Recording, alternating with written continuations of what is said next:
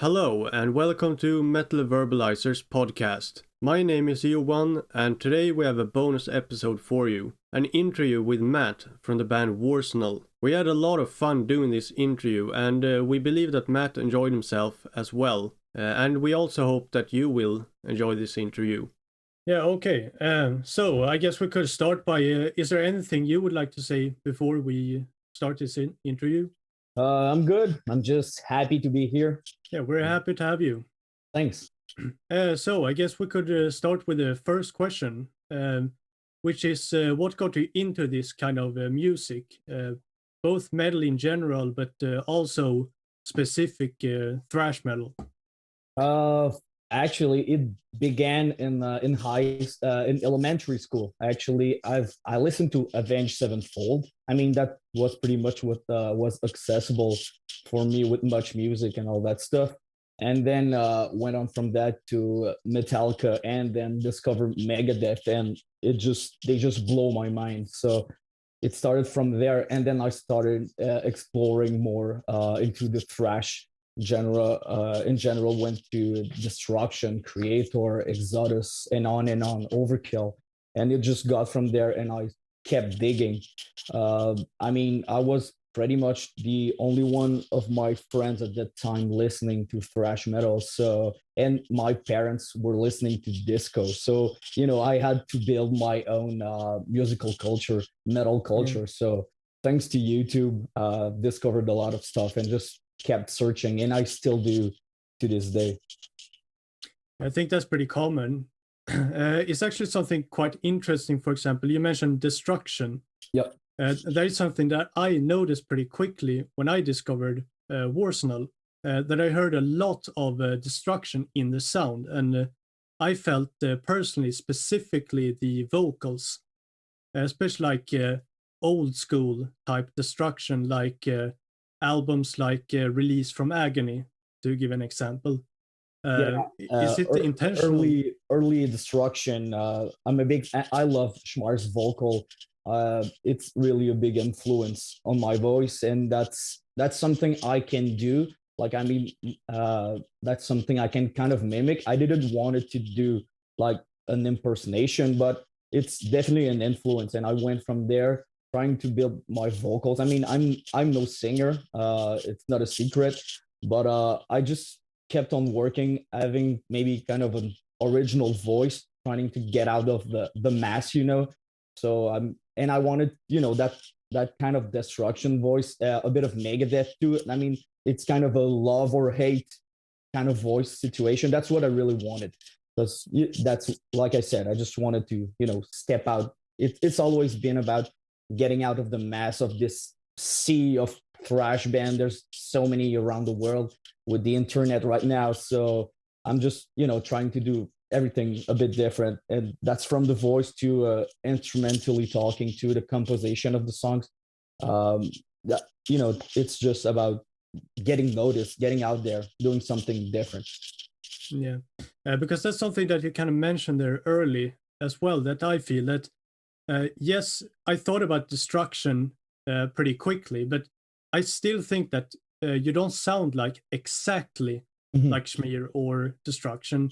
I could definitely hear some unique sound in there, which I think is really cool. Like, you can kind of hear influences, but you're still like kind of adding a lot to it. So I think that's really cool. Yeah, thanks. It means a lot, because I mean, I think anybody in a band don't want to hear like, oh, you sound just like Destruction. Yeah. People want to say, oh, it's Warsenal. It's cool to hear the influence, but everybody just want to, the band be the main thing and not always be compared to something. Yeah. So that's that's cool. Exactly what I kind of meant. Yeah, thank you. So I guess the next question, could you tell us a little bit about how did Warsenal start? How did you become a band? I started playing guitar when I was 13 years old. And then my best friend Francis, who played bass on our albums, on our two albums, started playing bass a year later. we practiced for a while together, and then we started learning covers together. We'll learn early Metallica, Megadeth, Anthrax, some Maiden as well, and we would just rehearse in our parents' basement and all that stuff in for like a year or two, and eventually we found a drummer. We were doing covers at that time, playing house gigs and all that stuff, and then I've always wanted to compose my stuff, so it went from there. The drummer we had, he was super good at doing covers, but when it came to creating stuff, we weren't on the same page at all. So then we met Antoine at one of the parties we were playing. He was playing drums, and we talked with him, and we arranged a jam together, and we were like, oh, we'll do Antichrist by Slayer. This was supposed to be the first song we played together, just to get to know each other. And as I'm warming up, I'm playing some riffs from actually a song that never made it on the Barn Burner album, but got split into many other songs. Some of the riffs being in Minefield Game, and it just started playing drums on my riffs, and we were just like, wow, it fits, it just clicked. So we actually never played the Slayer cover, and we just we kept building the song, and then we eventually came up with a song, felt like it sounded good, and we kept going. Dane came, Hit and Run, Unstoppable, and Wars, and we felt that those three songs would be good to do a demo. So we recorded that demo and then started playing gigs. So that's pretty much how Warsenal came to be. Yeah, I see. So we you mentioned a few bands before, but next question would be kind of what your main influences are, both as a band, but also for you personally. Are they the same or do they differ? They're a bit of the same. I've got even obviously Megadeth. Dave Mustaine for me is like main influence, lyrically talking, riff talking too. So early Megadeth. I'm a big also Coroner, Voivod fan. Obviously Destruction, Artillery, Annihilator too. Just stuff that riffs that you can listen to the songs like 100 times and you always hear something new. Like, wow, never noticed that in the song, and it just keeps getting better every time. And for the lyrics, I know there's a lot in metal in general. There's a lot of lyrics that I wouldn't say meaningless, but there's no profound meaning, and I try to go against that wave. I try to write stuff that matters. Try to use poetry. I'm a big the Doors fan, so I'm a big Jim Morrison fan. I love Johnny Cash as well. His storytelling in the song is also a great influence on me on how I build the song and the lyrics. And yeah, that's pretty much it for my main influence. I mean, I listen to a lot of stuff. I incorporate a lot of jazzy elements, blues element, classical elements, but as for metal only, that's pretty much the core of what inspired me and still do to this day. Yeah, I definitely see what you mean when you say like meaningless kind of lyric, and I definitely see what you mean, and I guess that is a thing for a lot of bands. But also thing that I kind of thought about that you were saying is that I think it's really cool when bands are kind of taking influences from all over the place in music, and like not only metal or thrash metal, but also kind of like you're saying, Johnny Cash, for example. Mm-hmm. And I think that might be kind of a big part in what creates a unique sound as well. To kind of try to put influences from like completely other places than metal. Yeah, and I've been talking about that for years. It's kind of a funnel. I mean, if you want to sound like, I don't know, Slayer, and you only listen to Slayer, then you're gonna be like I mean, a more distilled version of Slayer. I mean, you'll never reach that potential with just listening to the band. You need to listen to what they were listening at that time to be able to create that, to get in that same kind of mind space. So that's what I'm trying to do. Also, just getting back, listening to my Deep Purple and my Maiden, my Judas Priest. Getting all the vibes they were getting at that time to try to do reach what the potential they had at that time, but with my own way of doing things. Yeah, I think that's really cool and very admirable. Thank you. So something else that I kind of thought about right away as well when I discovered Warsenal is the name. How did you come up with the name Warsenal? Because I personally think that it's a great name. Thank you. Actually, it was really hard finding a band's name. We wanted something unique, something that's not like a sentence, like 3 or 4 words. Yeah. And for me, it's I'm a perfectionist. I mean, I try to think of everything, and I wanted like a 3 syllables kind of name because it's easier to shout. I was thinking about the crowd. If the band's name is more than 4 syllables, it doesn't work. So, and my favorite band, Megadeth, 3 syllables, Exodus, Overkill. Those are all names that can. So I was trying to find a name with that, and I was looking online on Facebook on Encyclopedia Metallum just to make sure there were no other bands with that name. And actually, like I said, and I'll repeat that. I'll interview long. Big Megadeth fan. The name Megadeth comes from the arsenal of Megadeth.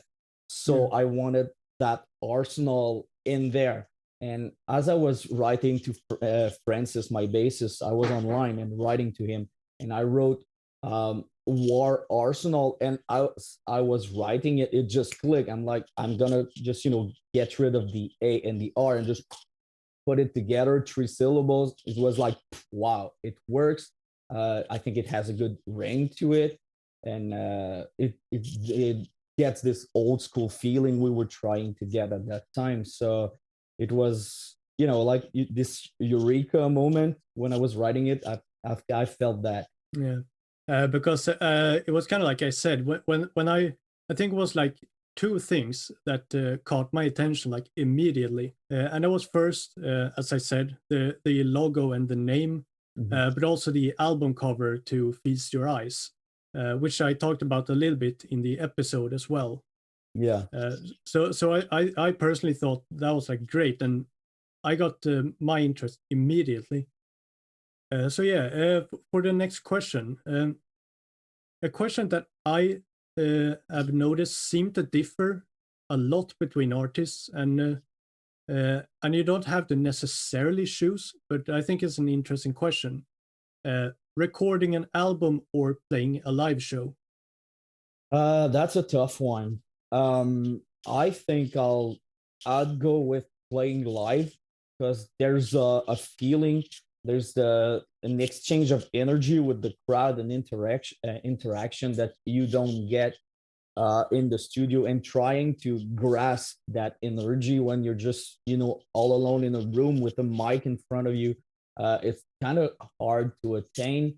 And as I've said before, I'm a bit of a perfectionist. So no matter what songs, when I listen back to them, I'm never fully happy with the results. So I never listen to my own stuff because I'm like, I could have done this better on the mixing. Maybe we could, so it's cool to have the final product. Don't get me wrong, having the album and the vinyl with the artwork, I love that stuff. But for me, it's a live thing. And what's cool about live, if you made mistakes live, I mean, after that it's done. You grab a beer, you have some fun, you don't think about it. If there's a fuck up on the album and you don't notice it at that time, and then it's, I don't know, like a few listening laters, and you're like, oh damn, that could have been better. That's, yeah, so I'll definitely go with live gigs for sure. Yeah, I see. What music are you into right now, and what do you usually listen to during tours? Is it thrash metal all the time, or is it something completely different? For on tour, a bit of thrash, yeah, but usually, our head is full of thrash and metal, so we tend to go a bit softer on rock, and English is not my main language. My main language is French, so and we're talking English all the time, hearing English everywhere we go. So listening to like French rock, I don't know, it kind of feels like home while being in a van Yeah. and smelling like sweaty pigs. So, we listen, there's a band called, if you're ever you're curious, a band called Offenbach, like the classical composer.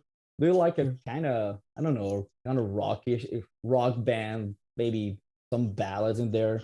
AOR kind of band, but like from the 70s, from Quebec. So I love to listen to that. Just changes the mood a bit.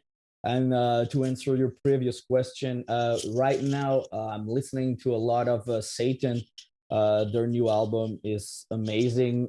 Same thing, new Midnight album as well. Let There Be Witchery, really good. New Voivod, and also I'm a big Horizon fan from Sweden. My 3 years old too is a big fan of it, so I've got a Mm. lot of vinyls, and we just listen to that all the time. Yeah, great rock, proto metal, proggy band. Like, I just love it. I haven't mentioned it before, but I'm inspired a lot by Horizon as well. It's kind of feel like it doesn't fit, but somewhere in the songwriting and the riffs, I get a lot of inspiration from that as well.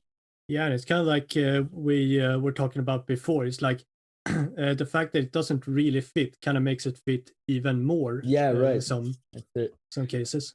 Yeah, and a question: how and where do you get the inspiration for new songs? Uh, I feel like I'm at some point. At first, I was, from the bands I listened to, and I feel like it's been maybe quite some time. Feel like I've tapped into what's the Warsenal song sound, what's make it different than others. So I go into that zone. I kind of get inspired by myself. That's kind of weird. It sounds super cocky, but let me go on. I mean, the sound itself comes from, like I said, a lot of stuff, but I go into that zone and I try to push boundaries and try to add some elements. Or when I hear something from another song, I'm like, oh, this is cool. I could try to mix it up and do it my Warsenal way. So you kind of never know where I got the idea, because it kind of go through the Warsenal process of all the crazy riffing and adding as many notes as I can in there. So yeah, it's a mix of bit of both of what Warsenal is and what I listen to at the moment. I've wrote some really trippy riff. I had a certain time I was listening to a lot of Enslaved and Carcass. So mixed with the Warsenal sound, I've wrote a couple riffs on there that's I'm guessing gonna be on an album at some point. So it's pretty weird, but it fits in the Warsenal zone. But yeah, I'm trying to, just diversify while keeping the line. It's always hard. I mean, I guess for every musician, it's hard to just, do you stick to being always the same, doing always the same stuff, and people will complain about that, or you try something new and people will still complain because you're trying something new. So just trying to do a bit of both, keeping it Warsenal trademark, but trying not to paint myself in a corner as well. Yeah, I think that's kind of a pretty common catch 22 for musicians. Yeah. Exactly like you're saying. It's like if you're doing the same, you'll get complaints. If you're doing something different, people will kind of complain about that as well. Mm-hmm. Um, Yeah, and you're like Motorhead is a good example of that. Kind of always stay the same, and there's not going to be any new album, but when the latest album came out, oh, how does it sound? Oh, it sounds like Motorhead. There's yeah. there's no like, oh, listen to that song. it sounds like Motorhead. So it's either if you love it, it's good, but you're not gonna get any new fans by just doing always the same thing. So I guess it's a bit of balancing both of it. So it's hard, but it's kind of fun too. Yeah. So another interesting question, I think, regarding like inspiration and stuff like that, I guess is what comes first for you, instrumentals or lyrics? I actually write them separately. I build my songs, write my riffs, and when I have some ideas, I write them down for lyrics as well. And I build songs, and eventually, the feeling I get from a song, the instrumentals, kind of pops in my head. I'm like, oh, this could fit with those lyrics I wrote.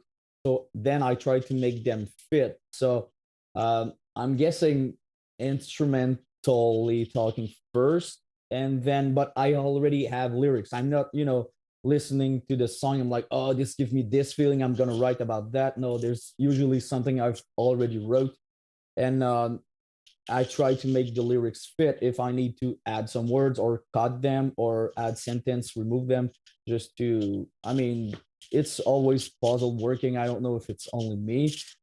Same thing with my riffs. It's always a puzzle, like 1,000 riffs trying to make them fit together, and then it just end up going a full stream of riffs and never know when it's gonna end.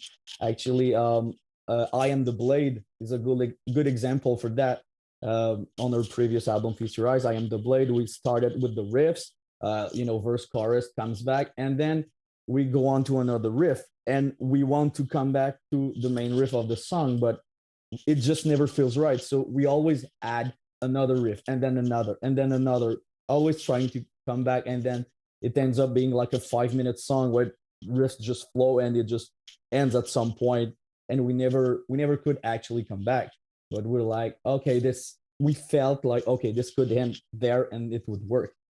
So yeah, it's how it works. It's always puzzles. I have all the pieces, just trying to make them fit. So same thing for the lyrics and the songs.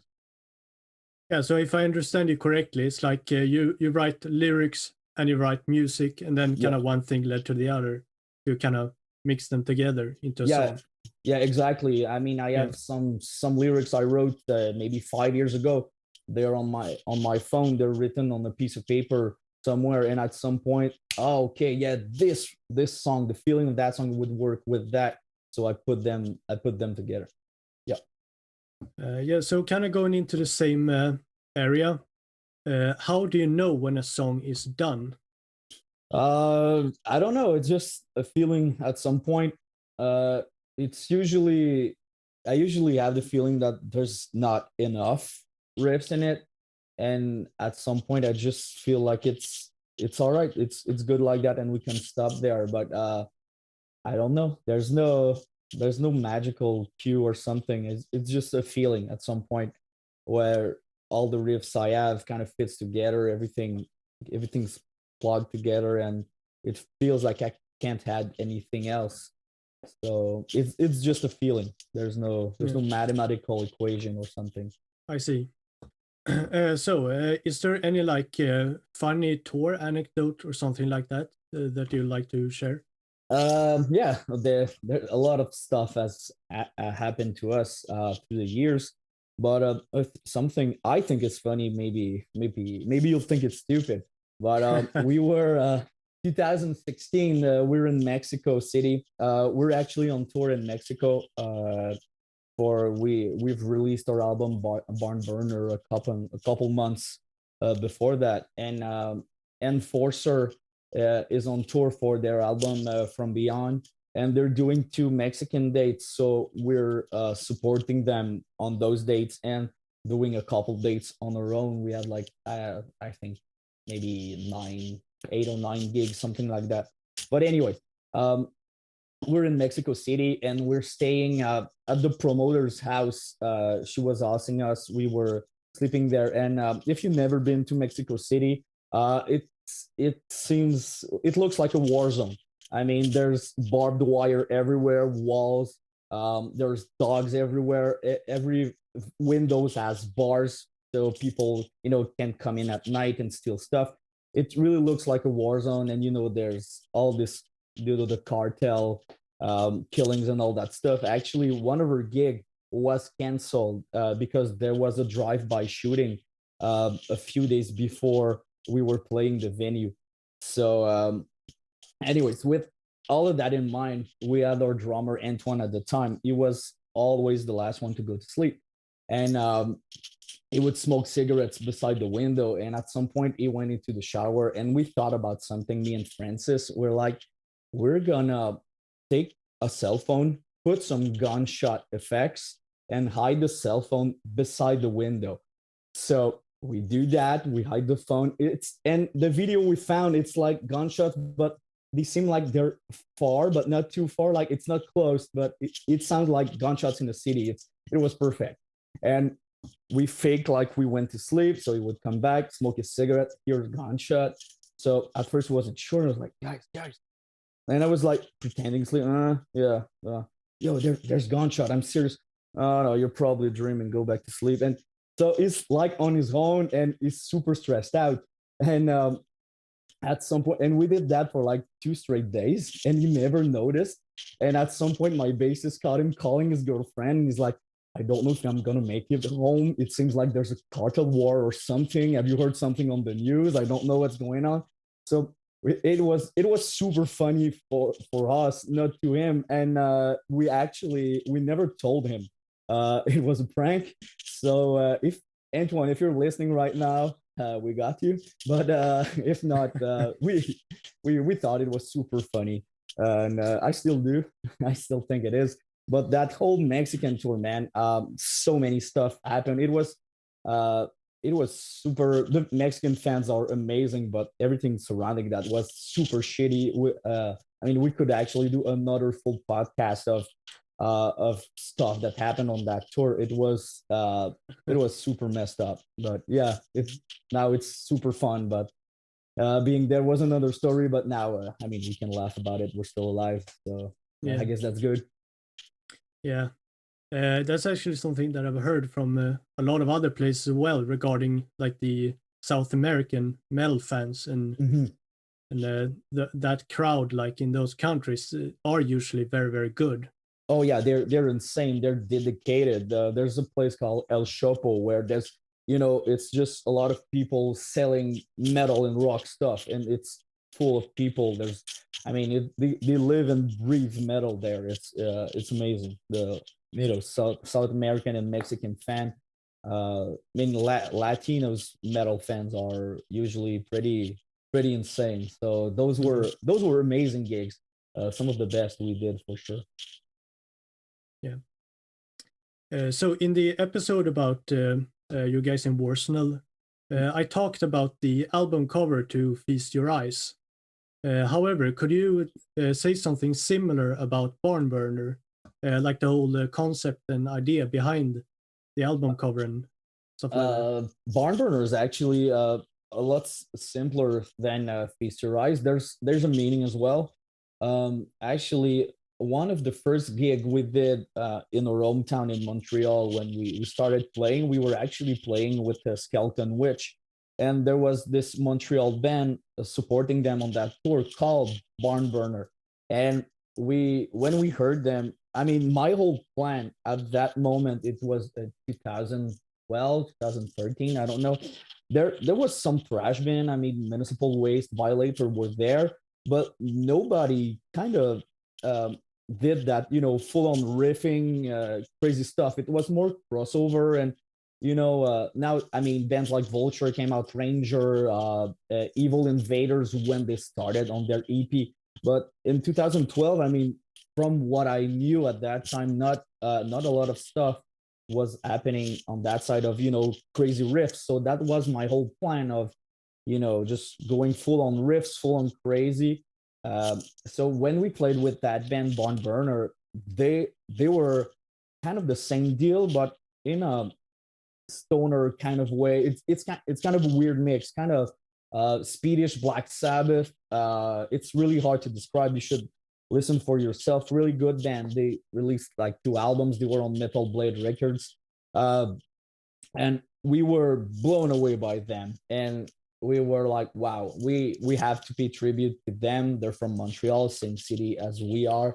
We didn't knew the guy, and the expression barn burner just fitted so well with what I wanted to do. This kind of crazy over the top riffing machine.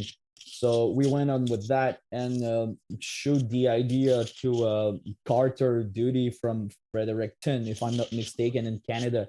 And he came up with that drawing of, we wanted a barn burning, but with the kind of death kind of skeleton on it. And we're like, wow, this works. This is exactly what we want for the album. The barn burning, it's burning, a barn burning, it's super fast. I mean, like we wanted the album, it's just nonstop, super fast riffs. So everything kind of clicked into places. But yeah, most of all, it was pretty much kind of a tribute to Ben. And when we released the album, the band had stopped playing. They've called it quit. So it was kind of a tribute. But yeah, that's pretty much that. Yeah, I see that makes a lot of sense. Yes, we could comment a little bit on that answer. I think it's a really cool kind of idea behind that, to kind of pay tribute to them in that way.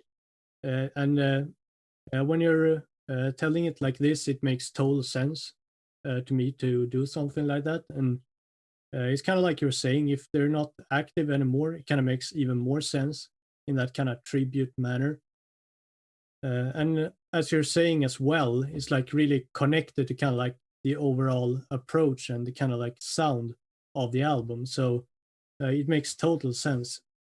Yeah, and they're definitely if anybody listening, they're definitely worth listening to. Even if you only listen to thrash, I mean, I'm sure you won't be able to resist the riffing on there and the song structure.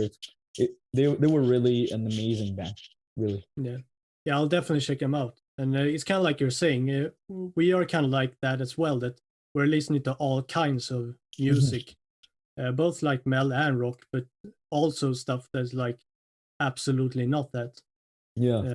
I think it's pretty important to kind of keep your eyes and ears open for all kinds of stuff. Yeah, definitely. I mean, there's a lot of, elitist metalhead and, super close-minded. I mean, try listening to something else. You might just be surprised too and find out something you never thought you would like, and then be wow. And it just opens a whole new world, a whole new bunch of bands that you can get into. So, I mean, it's I mean, the variety, the metal genre in general, it's so wide. There's so many bands. I mean, I'm sure you'll find something else if you dig. Yeah, I definitely agree, and it's kind of like we said before, that it's like when you're kind of taking one sort of music, like one maybe subgenre, and kind of like add something completely different to that. That is something like very important, I think, to like kind of find that unique sound and that like unique approach, because like newer metal bands that are being created today, like when they're kind of doing that, they can still be very, very successful because they are doing things like, for example, as you're saying, sort of like metal elitists doesn't, but they're kind of doing that, which works. Yeah. Yeah, and I mean, this is just the whole principle of dilution. If you only listen to one type of music, you create from that, it's gonna be diluted in what you're doing. So I mean, broaden your horizon, or I mean, or don't. I don't care. But for me, I'll listen to a lot more stuff. Just trying to find new ideas to new switch to riffs. If I want something that grooves a bit more, I'm gonna listen to some funk too. Just trying to go a bit everywhere, but bring it all back Warsenal style. Yeah, I'm kind of having the same mindset, I believe. Great minds think alike. Yeah, exactly. So the next question. Last time I checked on our statistics, like around 56% of our listeners are located in Europe. So is there any chance that Warsenal will play in Europe in the near future? That's definitely been always the main goal. I mean, with the type of thrash and Swedish thrash we're doing, I feel like our core fans, the people who would dig and get what we do, are in Europe. It's always been a dream of mine. I guess if it wasn't for COVID and all the pandemic, we would probably have gone there already or would be planning to. That was definitely what we wanted to do the most. So yeah, for sure, as soon as everything kind of get back to normal, we'll definitely make the move for that. We know that's where our fan base is, or potential fan base is in Europe. When we look at all the festival flyers, we're like, we would fit so good on so many of them with the type of sound we have. As in here in America, North America, it's a bit different. Sometimes it's kind of core-ish. It's way more crossover, way more crossover-ish kind of thrash too. That's popular here. So yeah, I mean, for our Swedish kind of speed metal, thrash metal brand of metal, actually, yeah, we definitely need to go to Europe to just gain into popularity, and that's the whole plan. At some point, we will go in Europe. That's for sure. Yeah, we'll definitely look forward to that. So, could you tell us about any other like plans for the future regarding Warsenal, upcoming shows, upcoming releases, etc.? So far, we're working on new songs. We have 9 songs done, so we have a whole album ready. We're gonna start pre-production in the next few weeks. So we're planning, if everything's pan out the way we want, start recording it maybe this summer. Though I don't know how fast it will go. I've been plagued by a lot of lineup changes through the years, and it still is. There's new band members. I'm the only original member as of right now. It's not announced yet, so you got the premiere. But the new members aren't announced yet. We want to announce them with music to go with it, so people can see where it's going. I think it's definitely a step forward. It's definitely gonna bring out the best of Warsenal. I'm really happy with the new songs. So we're working on that. We've been quiet for a while. I mean, since the pandemic, we haven't hit the stage. We had so much stuff. We had so many stuff booked that we hadn't announced yet. We had announced the Australian tour that got canceled. We had many gigs in the US and in North America too that got canceled. So, and it's a bit shitty because it's the timing with the release of our album. We released Feast Your Eyes in November 2019, and then the album was doing good, and then early on the next year, and I think in March, everything went out. So we had to go on tour to keep the buzz going around the album, but it was impossible to do. So it was released too late to tour it, and too early for people to actually care. Because at some point during the pandemic, bands were still putting album out, and people were like, "Oh, we gotta help him. We gotta, buy that stuff and share the shit out of it. Keep it alive." So we were too early for that. So we kind of fell into the metal. I feel like we kind of lost Feast Your Eyes somewhere. And the effort has been kind of lost. I don't know. I mean, future will tell. But yeah, I'm super excited for a new album to come out strong, do some tour it. Actually, we've played 2 gigs since Feast Your Eyes got out, and that's pretty much it. So yeah, I'm super excited for a new album. And then we're talking. We have got some shows and talk local gigs, Canadian gigs maybe in the fall. But everything that's more international probably going to be next year. Yeah, it's definitely like COVID was definitely something that if there was something that really ruined, I think it's for bands, and not the least kind of underground and perhaps a little bit less known bands. Yeah, it was starting to get so good. We had stuff happening. We had some tour.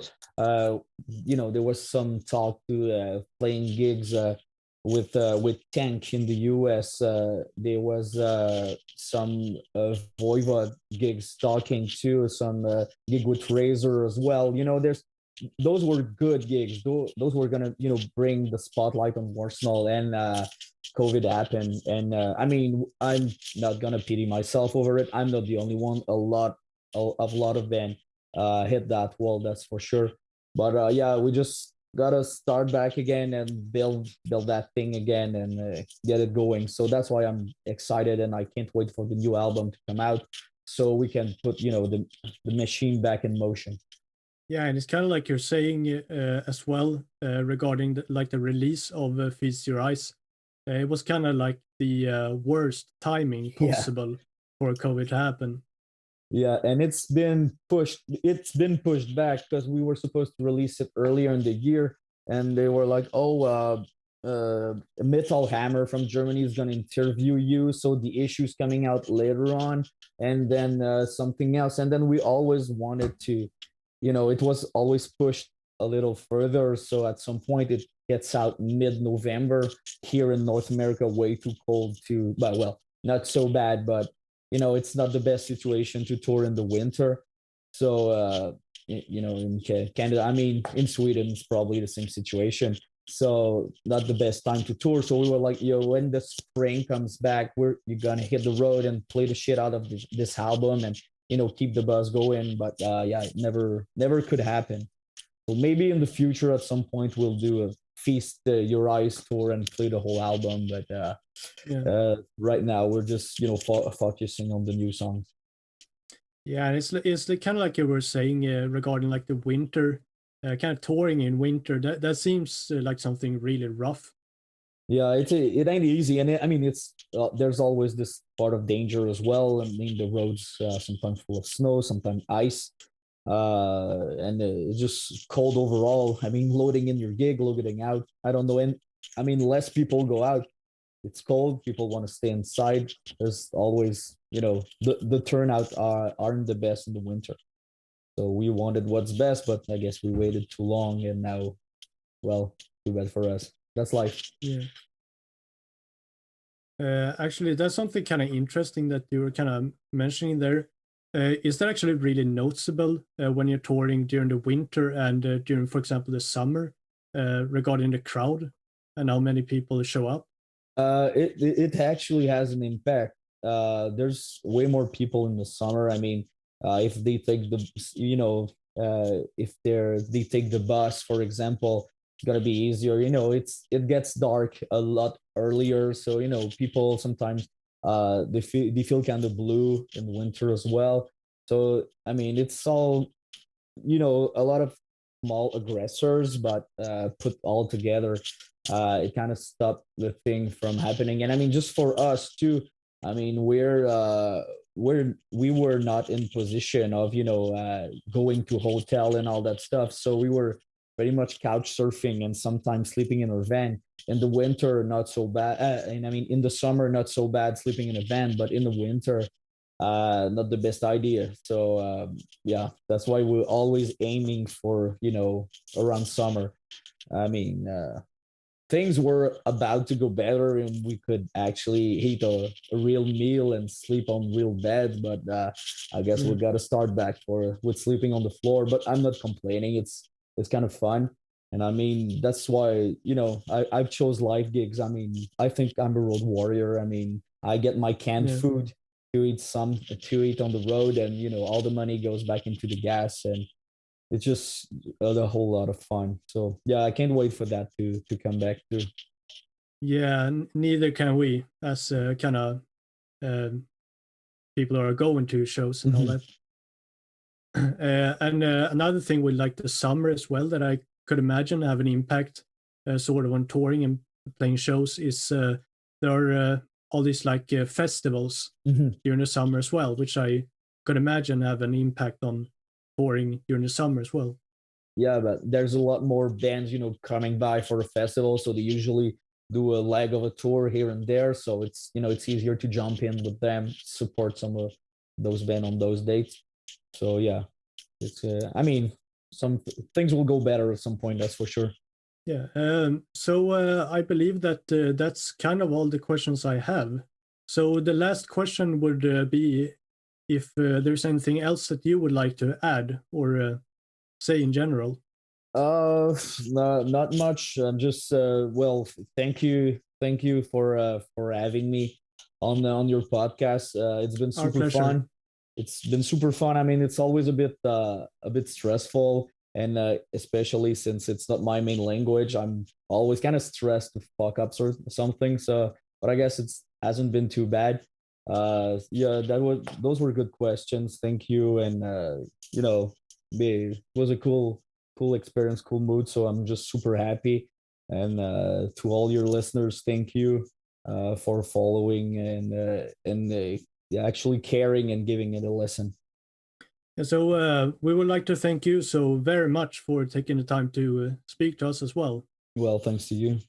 And we'll definitely continue to support Warsenal. And I would absolutely like to encourage everybody who's listening to do the same. Yeah, me too. So thank you so much. Yeah, thanks to you. Have a good one. Have a good one.